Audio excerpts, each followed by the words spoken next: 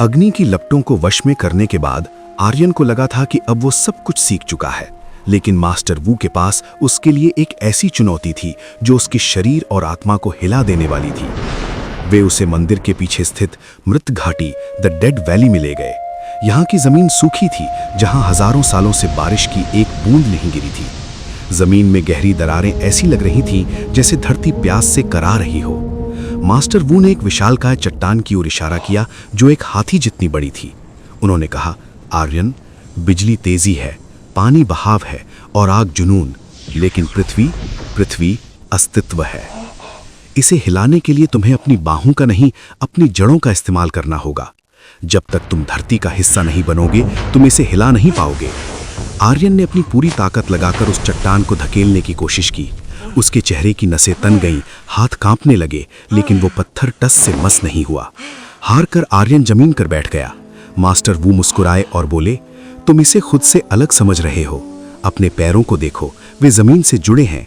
अपनी सांसों को महसूस करो, वे मिट्टी की धूल से बनी हैं। पत्थर जैसा कठोर बनो, तभी पृथ्वी तुम्हारी बात सुनेगी। आर्यन ने अपनी आंखें बंद की और अपने पैरों के पंजों को मिट्टी में गहराई से धंसा दिया। उसने महसूस किया कि उसके शरीर का भार जमीन के अंदर तक जा रहा है। अचानक उसे जमीन के नीचे सोई हुई ऊर्जा की धड़कन सुनाई दी। आर्यन ने गहरी गर्जना की और जोर से अपना पैर जमीन पर पटका। धम! एक जोरदार धमाका हुआ और वो विशाल चट्टान कागज के टुकड़े की तरह हवा में 20 फीट ऊपर उछल गई। आर्यन ने अपने हाथों को ऊपर उठाया और धूल व कंकड़ों का एक चक्रवात बना दिया, जो देखते ही देखते एक अभेद पत्थर की दीवार में बदल गया। मास्टर वू ने गर्व से सिर हिलाया। आर्यन अब स्थिर हो चुका था। मास्टर वू ने अपनी लकड़ी की छड़ी को जमीन पर टिकाया और एक गहरी मुस्कान के साथ बोले, आर्यन, स्थिरता का अर्थ केवल खड़े रहना नहीं, बल्कि प्रहार के बीच भी अडिग रहना है। अपनी शक्ति दिखाओ। अगले ही पल वू ने अपने हाथ के एक सूक्ष्म इशारे से जमीन के नीचे से पत्थर के 3 विशाल नुकीले तीर आर्यन की ओर दागे। ये हमला गुस्से में नहीं, बल्कि आर्यन की सजगता को परखने के लिए था। आर्यन ने अपनी आंखें सिकोड़ी। उसका शरीर अब किसी भारी पहाड़ की तरह स्थिर था।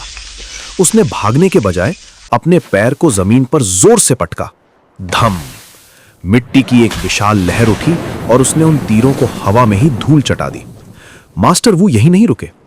उन्होंने अपने चारों ओर बिखरे कंकड़ों को हवा में नचाया और उन्हें एक तेज घूमने वाले चक्रवात में बदल दिया, जो आर्यन को चारों ओर से घेरने लगा। आर्यन ने घबराने के बजाय अपनी हथेलियों को जमीन की ओर किया। उसने महसूस किया कि पूरी घाटी की चट्टानें उसकी बात मान रही हैं। अचानक जमीन फटी और आर्यन के चारों ओर पत्थर की 4 अभेद दीवारें खड़ी हो गईं, जो किसी किले की तरह मजबूत थीं। धूल के गुबार के बीच से जब आर्यन बाहर निकला तो उसकी आंखों में एक नई चमक थी। मास्टर वू ने अपनी छड़ी उठा ली और शांत स्वर में कहा, तुम अब केवल मिट्टी को हिला नहीं रहे हो, तुम मिट्टी बन चुके हो। तुम्हारी स्थिरता ही अब तुम्हारा सबसे बड़ा हथियार है। घाटी की गूंज गवाह थी कि एक नया अर्थ मास्टर जाग चुका है। शाओलिन की सबसे दुर्गम चोटी स्काई पीक पर बादलों का साम्राज्य था। यहां हवा केवल चलती नहीं थी, बल्कि दहाड़ती थी। मास्टर वू आर्यन को एक ऐसी जगह ले गए जहां 2 विशाल चट्टानों के बीच हजारों फीट गहरी खाई थी और उन पर एक पतली रेशमी डोरी बंधी थी। मास्टर वू का आदेश सरल था, इस पर चलकर दिखाओ। आर्यन जैसे ही डोरी पर चढ़ा, बर्फीली हवा के एक हिंसक झोंके ने उसे तिनके की तरह उड़ाकर खाई की ओर फेंक दिया। गिरते हुए आर्यन की चीख हवा के शोर में दब गई, लेकिन मास्टर ने एक उंगली के इशारे से हवा का दबाव बदला और आर्यन को वापस खींच लिया। मास्टर ने बोला, आर्यन, तुम हवा से लड़ रहे हो। वायु आक्रामक नहीं, बल्कि मुक्त है। पत्थर बनकर तुम गिर जाओगे, लेकिन पत्ता बनकर तुम तैरोगे। अपनी मांसपेशियों को पत्थर की तरह सख्त नहीं, बल्कि रेशम की तरह ढीला छोड़ दो। हवा को अपना दुश्मन नहीं, बल्कि उसे अपना हिस्सा बनाओ। आर्यन ने अपनी आंखें बंद की। उसने अपने भीतर की पृथ्वी की कठोरता और अग्नि के जुनून को शांत किया। उसने अपने पीले रेनकोट को पंखों की तरह फैलाया और शरीर को इतना हल्का महसूस किया जैसे वो रूह बन गया हो। इस बार जब हवा का झोंका आया तो आर्यन ने उसे रोका नहीं, बल्कि उसके साथ बह गया। वो अब डोरी पर चल नहीं रहा था, बल्कि डोरी के ऊपर हवा में ग्लाइड कर रहा था।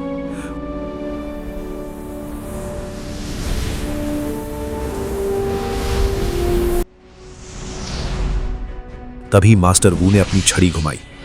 देखते हैं तुम्हारी आजादी में कितनी ताकत है। उन्होंने हवा से ही अदृश्य ब्लेड दागे। आर्यन ने हवा में ही एक कलाबाजी खाई और अपनी बिजली की गति, पानी का बहाव और मिट्टी की स्थिरता को वायु के वेग के साथ मिला दिया। उसने चारों तत्वों के तालमेल से एक ऐसा एयरशील्ड बनाया जो पारदर्शी था लेकिन अभेद्य। मास्टर वू ने गर्व से देखा कि आर्यन अब केवल तत्वों का छात्र नहीं बल्कि उनका मास्टर बन चुका था।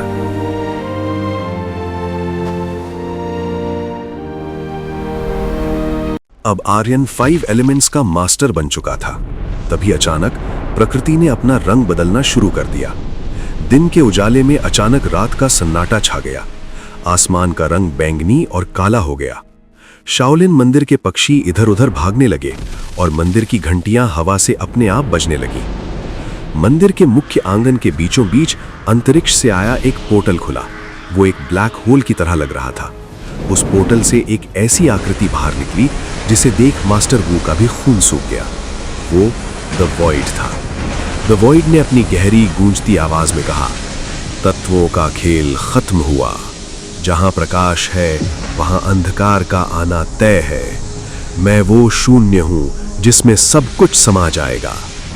उसने अपना हाथ हवा में उठाया और एक पल में मंदिर की सारी आध्यात्मिक शक्तियों को सोखने लगा। मास्टर वू घुटनों के बल गिर पड़े। आर्यन ने देखा कि उसके गुरु की शक्ति खत्म हो रही है। उसका डर अब गुस्से में बदल गया। आर्यन ने अपनी जादुई किताब द 5 एलिमेंट्स को कसकर पकड़ा। उसने अपने बाएं पैर को जमीन में धंसाया, दाएं हाथ में बिजली की कड़क पैदा की और अपने चारों ओर पानी का सुरक्षा घेरा बनाया और अपने दिल में आग की गर्मी भर ली और बोला, तुम सब कुछ मिटा सकते हो लेकिन मेरी उम्मीद को नहीं। आर्यन ने अपनी पूरी शक्ति से द वॉइड पर लगातार बार बार प्रहार किया जब तक वो हार कर वहां से गायब नहीं हो गया। द वॉइड अब जा चुका था पर वो अभी मरा नहीं था। शाओलिन टेम्पल अब सुरक्षित था पर मास्टर वू बेहोश और बेजान लग रहे थे। आर्यन की आंखों से आंसू निकल रहा था। उसने मास्टर से कहा, प्लीज मास्टर, मुझे आपकी जरूरत है, आपको उठना ही होगा। मास्टर,